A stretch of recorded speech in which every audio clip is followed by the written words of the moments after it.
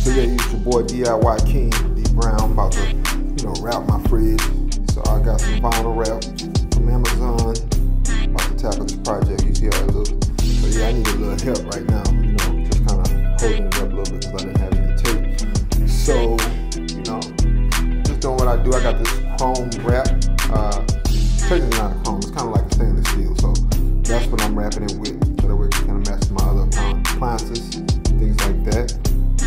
So yeah, just getting it all lined up. Definitely got to have the right tools. So get your spray bottle, get you a heat gun, something that you can make it smooth with, so that way you can kind of like smooth it out pretty gently and things like that. Just pay attention to detail. So it's really not that hard. A little bit of time. It might have took me about 2 hours. Me here going, but hey, just keep finishing, keep watching. You're gonna see the finished results.